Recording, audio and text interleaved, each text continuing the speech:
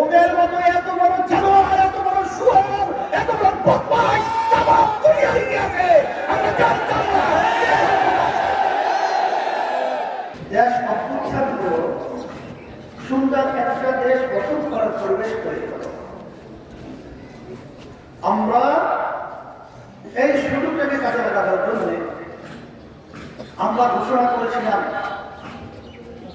ইসলামের পক্ষে একটা বাক্স আমরা দেব। এই লক্ষ্য উদ্দেশ্য সামনে নিয়ে আমরা যখন কাজ করেছিলাম আলহামদুলিল্লাহ অনেক ইসলামী দলগুলো প্রথম অবস্থায় আমাদের সঙ্গে সমঝোতা ছিল। রাস্তায় চলার পথে জামাত এসে এখানে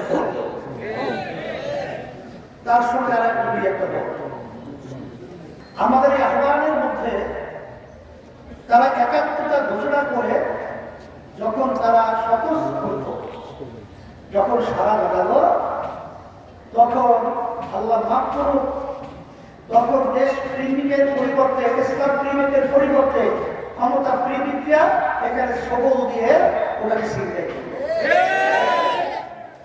তখন আমরা কি দেখলাম, সমঝোতার পরিবর্তে এখন নেতৃত্ব নিয়ে এখন তারা জোটবদ্ধ, কি জোটবদ্ধ, তারা নাকি ইসলামকে রাষ্ট্রীয় পর্যায়ে ক্ষমতায় নেবে না। আপনারা শুনেছেন তাদের যে হিন্দু প্রার্থী খুলনা 1 আসন ডাকো সাংবাদিকরা যখন প্রশ্ন করেছিল তখন সে পরিষ্কার বলেছে যে আপনারা জামাতকে ইসলামী দল বলেন কেন? জামাত ইসলামী দল না, একবার বলবেন না। এরপর আপনারা দেখেছেন তাদের সঙ্গে যে পরে এসে তারা যুক্ত করলো এলডিপি ওই আহমদ সাহেব, তিনি কিন্তু শিকায়তে বলেছেন জামাতের আমির পরিষ্কার ভাবে বলেছেন যে তারা শরিয়া অনুযায়ী দেশ পরিচালনা করবে না। শরিয়া মানে ইসলাম। আজকে আপনারা দেখেছেন তাদের সঙ্গে যুক্ত রয়েছে এনসিপি, নারী বলেছে জামাত ক্ষমতায় আসলেও কখনো এই দেশ ধর্মীয় রীতিনীতি এই জামাতের মাধ্যমে বাস্তবায়িত হবে।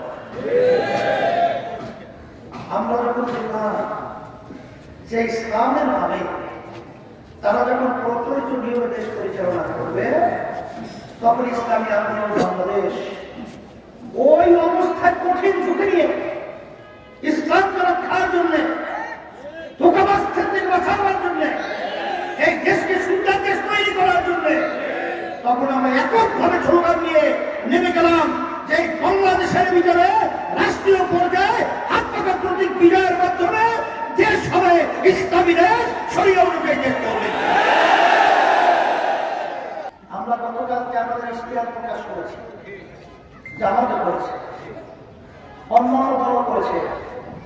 ইশতেহারের দ্বারা পরিষ্কার ভাবে আমরা কি বলছি, শরিয়াকে প্রাধান্য দিয়ে দেশ পরিচালনা করবে। জামাত কি একবার ইসলামের কথা বলছে না, একবার পাইছে না, দেখছেন কোথাও না। এরপরে যদি কোনো কেউ বলে জামাতকে ইসলাম দল, আমি বলবো প্রকার স্বর্গে তারা বসবাস করে। এই পবিত্র জমিনের মধ্যে ইসলাম থাকবে না, এখানে থাকবে সেই ব্রিটিশ, আমেরিকা, পাশ্চাত্য দেশের নিয়মিত আদর্শ। কোন নিয়মিত আদর্শ? সেই পাশ্চাত্যের মোড়লদের আপনারা এখন মুখোশ উন্মোচন হয়েছে। ওদের মতো এত বড় জানোয়ার, এত বড় শুয়োর, এত বড় বদমাশ তামাম দুনিয়ায় আছে আমরা জানতাম না। অল্প বয়সের মেয়েদের সাথে অপকর্ম করে ওদেরকে মেরে ফেলত, ওদেরকে জ্বালাইয়া কাবাব বানাইয়া খাইত।